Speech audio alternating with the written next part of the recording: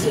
এই তো গতকাল আমি একটি খবরে দেখলাম একজন মহিলাকে চুরি করার দায়, সে নাকি বাড়িতে ঢুকে বাসন কোসন কারোর চুরি করছিল বা হাঁড়ি কড়াই বের করে আনছিল, সেই জন্য তাকে একটা গাছে হাতটা বেঁধে তাকে মারধর করা হয়েছে এবং তাকে হেকেল করা হয়েছে। মানুষ ধরে নিয়েছে যে দেখো, আমি যদি এখন পুলিশ স্টেশনে যাই ও আমি যদি তৃণমূলের সমর্থক না হই, পুলিশ আমার কেসই নেবে না। সোজা কথা, এফআইআরই নেবে না, আপনার একটা জিডি নেবে না। তার থেকে কি লাভ? পুলিশের কাছে গেলে ঝামেলা, আরো উল্টে আমাকে কেস দেবে, নিজেই ধরে মানে মেরে দাও। এইটাই তো হচ্ছে আজকে মানসিকতা। সবাই হাতে আইন নিয়ে নিচ্ছেন, বিভৎস ব্যাপার, সাংঘাতিক ভয়ানক ব্যাপার। মানে আপনার নিজেদের মধ্যে হয়তো কারোর সাথে কারোর গ্রাজ থাকলেও আপনাকে ধরে পেরিয়ে দেবে।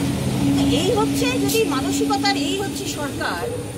এই ন্যায় সংহিতা ঠিক এর বিরুদ্ধে আইন এনেছে যে আজকে কেউ যদি হাতে আইন নিয়ে কাউকে গণধোলাই দেয় বা গ্যাংরেপ বা মহিলাদের অত্যাচার করে, তার কিন্তু ফাঁসি অবধি হতে পারে।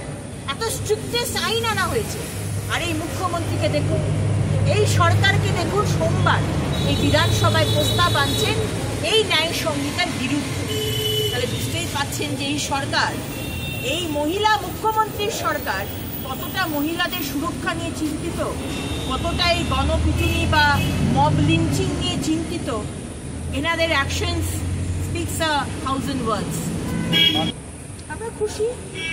আজকে আমরা বারবার বলে এসেছি এবং সেদিনকেও রাজ্যসভায় তৃতীয়বার সরকার গঠন করার পর আমাদের সম্মানীয় প্রধানমন্ত্রী মোদিজি বলেছেন যে আমি এজেন্সিদের খোলা ছুট দিচ্ছি যে যারা দুর্নীতি করেছে কোনোভাবে আপনারা পিছু পা হবেন না, যারা দুর্নীতি করেছে তাদের শাস্তি হবে, সুষম শাস্তি হবেই।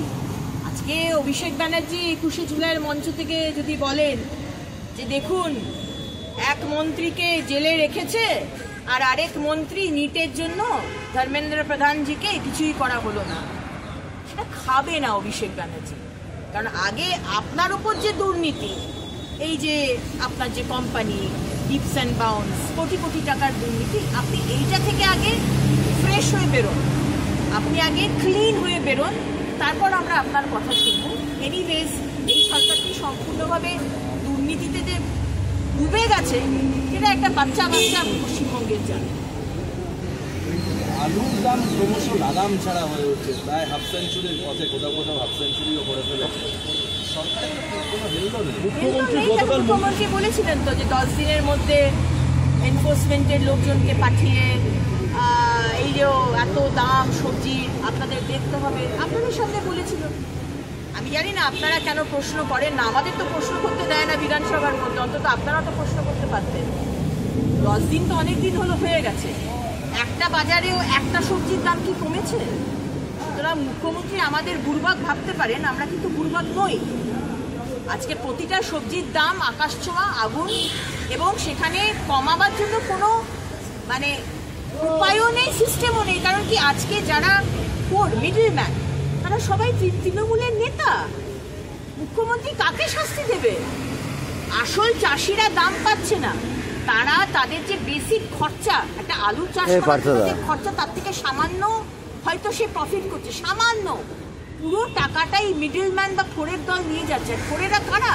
তৃণমূলের নেতারা। মুখ্যমন্ত্রী আপনি জানেন না? আপনি সব জানেন। আপনি এদেরকে ছুট দিয়ে রেখেছেন, এই ক্রিমিনাল শেখ শাহজাহান এদেরকে যেরকম ছুট দিয়েছেন, এইসব ফোরের দলকেও ছুট দিয়ে রেখেছেন। কারণ এরাই আপনার জন্য ইলেকশন করায়, এরা হচ্ছে আপনার ইলেকশন মেশিনারি। তাই জন্য যে যত দুর্নীতি পারো করো, একটাই শুধু শর্ত, ইলেকশনের সময় কিন্তু তৃণমূলকে যেতে হবে।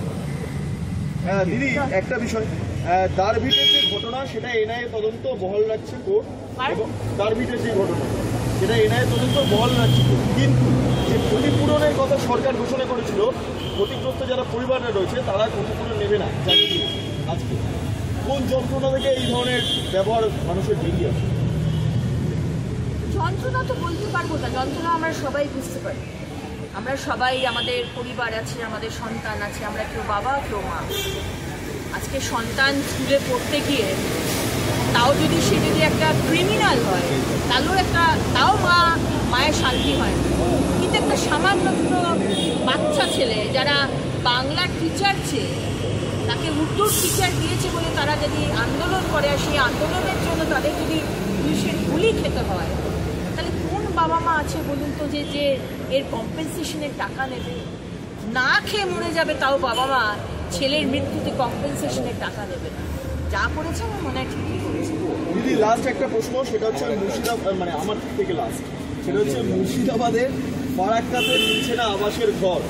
এখনো পর্যন্ত দেখা যাচ্ছে পাকা বাড়ি থেকে বঞ্চিত 15টি পরিবার। আপনারা আবাস দুর্নীতি নিয়ে বারবার সরব হয়েছে, এখনো পর্যন্ত সেই ঘটনা অব্যাহত। কিভাবে দেখছেন বিষয়টা? পাকা বাড়ি তো পাইনি। আজকে শুধু ফারাক্কার কথা কি বলছেন? আপনি যান, যে কোনো জায়গায় যান, আপনি রানীগঞ্জ যান, আপনি মেদিনীপুর যান, আপনি কাঁথি যান, আপনি বনগাঁ যান, যেখানে যাবেন পশ্চিমবঙ্গে শুধু আপনি দেখবেন মাটির বাড়ি। অথচ আজকে 3 কোটি আবাস হবে, কালকে বাজেটে সেটা বলা হয়েছে। আমরা সেটা পাবো না, কারণ যে আগে আবাসের টাকা এসে সেই টাকা মুখ্যমন্ত্রীর নেতৃত্বে আজকে তৃণমূলের লোকেরা চুরি করেছে। অনেক বড় বড় ডায়লগ মমতা ব্যানার্জি, অভিষেক ব্যানার্জি বলেন, আমি তৃণমূলকেও ছাড়বো না, বলেছেন না 21শে জুলাইয়ের মঞ্চ থেকে।